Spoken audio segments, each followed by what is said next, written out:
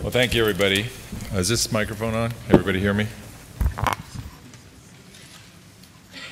I just want to make some closing comments. First of all, on behalf of the fellow board members here, I'd like to thank Dee Dee and her volunteers and staff for putting on, another great conference here. Matt State and Rudy this morning, as well as Sarah, gave us great insights into some of the promises of what we're learning about autism and what we might be able to do with it.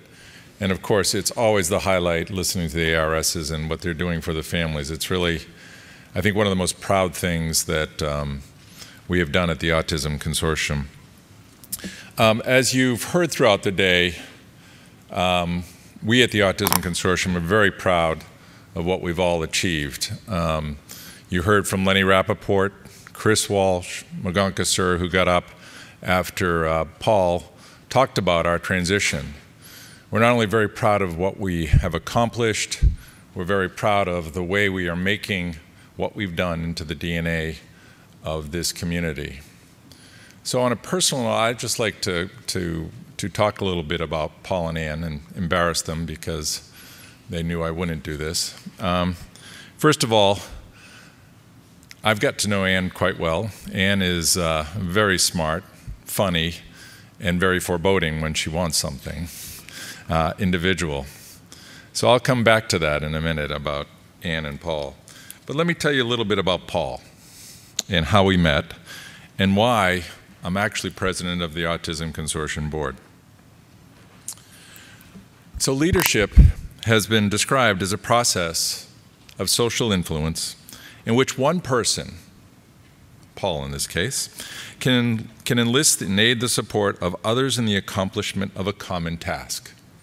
For example, some understand that a leader simply is somebody whom people follow, or as somebody who guides or directs others, while others define leadership as organizing a group of people to achieve a common goal. Paul redefines leadership. Great leadership is not about doing things right, it's about doing the right thing. That defines Paul. He moves with the speed of thought and a dazzling array of ideas that at first are overwhelming. But when you finally get it, and we all finally got it, it all makes perfect sense. And then you wake up the next day and say, what did I agree to do? And how are we going to get that done? And yet, here we are today. We would not be here today if it wasn't for Paul. We saw his vision, each of us who co-founded this with him, and he understood the steps necessary to get from there to here. He recruited, well, he did some arm twisting, I guess is better put, all of us, each into this mission. He is fearless, and he never took no for an answer.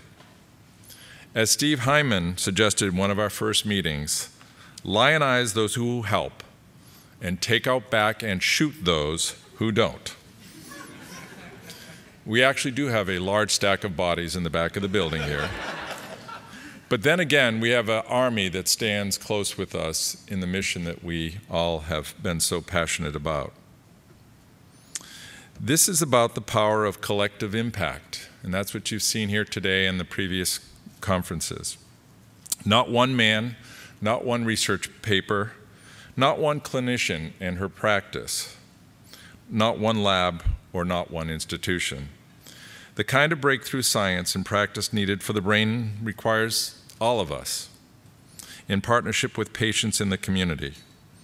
And there was only one couple capable of making that happen, Ann and Paul Marcus. Thank you very much.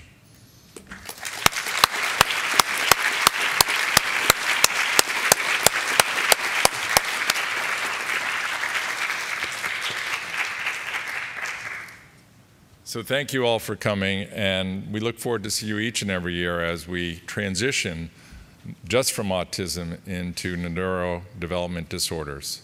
Thanks again.